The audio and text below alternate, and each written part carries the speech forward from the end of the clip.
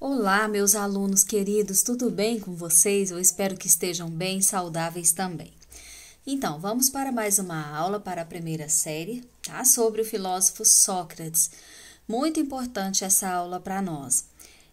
Mas antes de começar a nossa aula, eu gostaria de dizer que todo esse material já está disponível para vocês no GR8, inclusive com atividade, links que vocês poderão acessar outros vídeos também, né? Música, sugestão de filme, enfim. A aula está bem dinamizada para que vocês estejam mais motivados aí para fazer as tarefas durante o período de quarentena. Bom, se tiver dúvida com relação a esta aula, podem deixar os comentários que posteriormente eu vou responder todos, tá bom? Vamos então começar a falar hoje sobre um filósofo importantíssimo que viveu em Atenas no século IV, mais ou menos antes de Cristo. Esse filósofo, não sei se vocês estão lembrados, mas na aula passada nós falamos sobre os sofistas, né? E naquele auge todo, vamos dizer assim, aquela bagunça toda que estava em Atenas por conta das mentiras, das falácias dos sofistas, naquele contexto todo nasceu um filósofo chamado Sócrates. Sócrates nasceu em Atenas, era filho de Sofronisco e Fenareta. O pai era um artesão, escultor, e a mãe parteira. De família bem simples, Sócrates não teve nenhum estudo, né? A sabedoria que Sócrates tinha era nata. Alguns diziam até que era dada pelos deuses, né? Bom, casou-se com Xantipa, teve um filho com ela, né? E ficou conhecido, então, por inaugurar um período muito importante da filosofia, um período antropológico. O que significa isso? Significa que os pré-socráticos, aqueles que vieram antes de Sócrates, eles tinham uma preocupação cosmológica, ou seja, com a origem do universo, né? Eles queriam encontrar a origem do universo, a massa geradora de todas as coisas. A partir dos sofistas, essa preocupação já vai ficando um pouco de lado e ela passa a ser mais antropológica. Com Sócrates, então, se dá o grande momento da preocupação antropológica na Grécia, ou seja, uma preocupação agora com o homem que vive em sociedade, tá?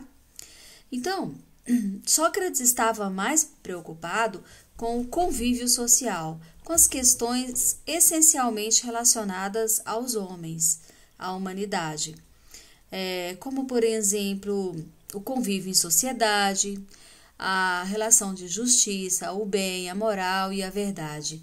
Enfim, essas foram as maiores preocupações deste grande filósofo Sócrates, tá bom?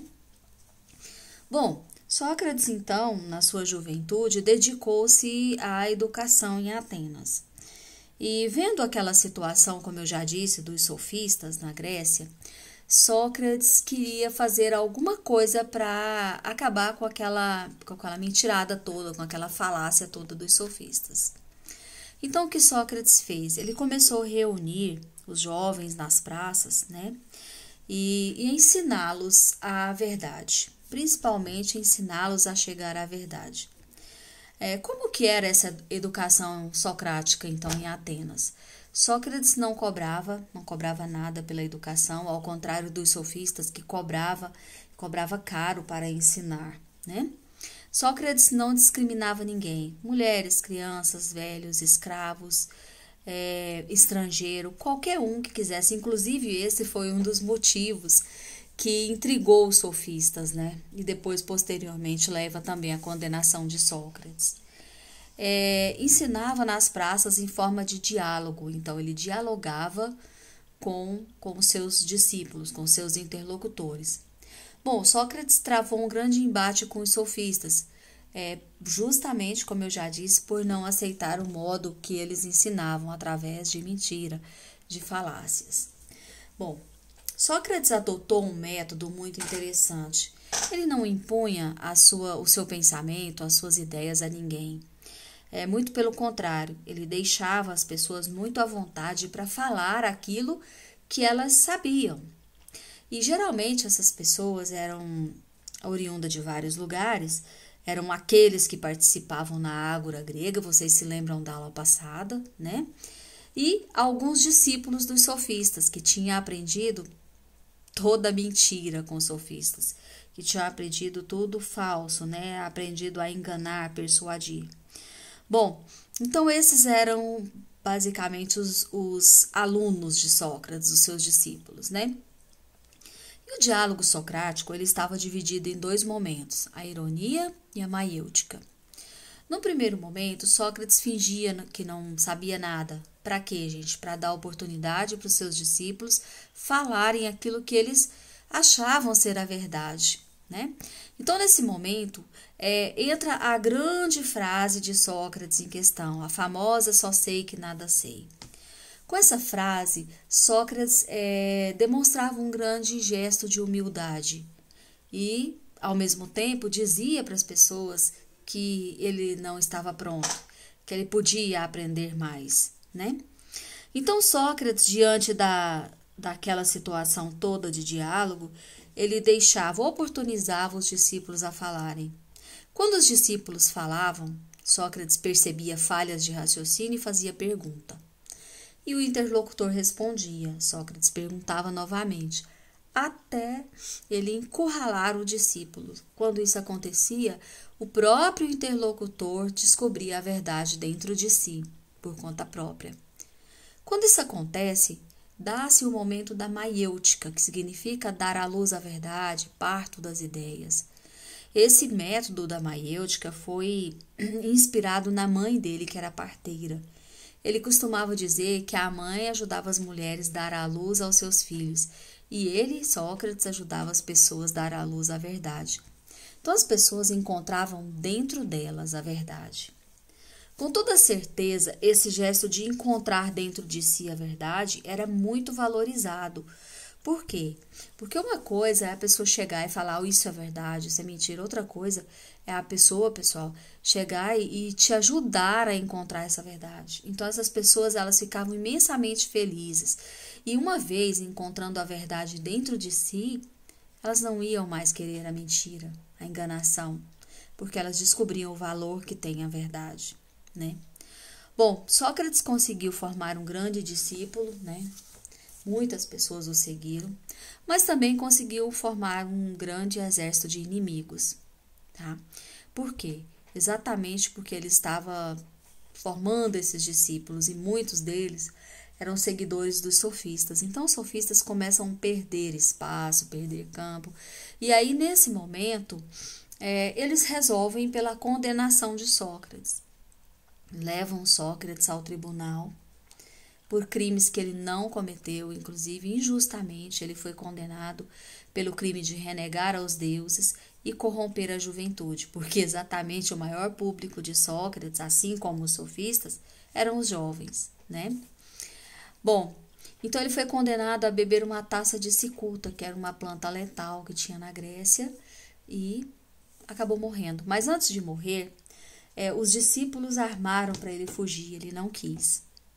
Os sofistas, os políticos da época que condenaram Sócrates, que alguns deles eram sofistas, né?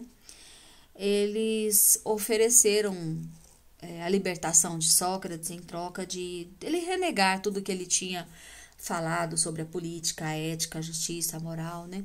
Enfim, para ele parar com aquilo que ele estava fazendo. Sócrates também não quis, né? Ele disse que estava realmente determinado a defender a verdade até o fim, pagando com a própria vida. Então, esse determinismo moral de Sócrates é muito bonito. Nos leva a pensar sobre a verdade. Até que ponto nós conseguimos defender a verdade a qualquer custo, né? Até que ponto nós conseguimos deixar a enganação, deixar a mentira e ficar realmente com a verdade em nossa vida. Eu gosto muito de comparar esse determinismo moral socrático com um poema de Fernando Pessoa, que eu trago aqui para vocês hoje. Para ser grande, ser inteiro, nada teu exagera ou exclui, ser todo em cada coisa. Põe o quanto és no mínimo que fazes, assim, em cada lago, a lua toda brilha, porque alta vive. Põe quanto és em tudo o que fazes, ou seja, Coloca a verdade em todas as coisas. Não exagera em nada ou exclui nada. Simplesmente põe o que tu és no mínimo que fazes.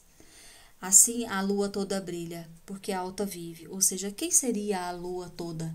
A verdade, que vai brilhar, né? E vai viver eternamente. Bom, enfim, gente, eu particularmente gosto muito da filosofia socrática. Esse gesto de levar a pessoa a descobrir a verdade dentro dela mesma é muito bonito, sabe? Eu acho que nós podemos, com certeza, aproveitar para a nossa vida essa moral socrática, esse determinismo moral. Ele era uma pessoa muito justa, muito honesta, muito ética, um exemplo mesmo na Grécia. Bom, eu paro por aqui, lembrando que Sócrates não deixou nada escrito. Tudo que nós sabemos da vida dele foi escrito por seus discípulos, de uma maneira especial Platão, que é o assunto da próxima aula, tá bom? Fiquem com Deus, se cuidem, por favor. Fiquem em casa, cuidem bem da saúde de vocês, porque quando voltarmos, nós precisamos estar bem, tá bom? Beijo para vocês com muita saudade.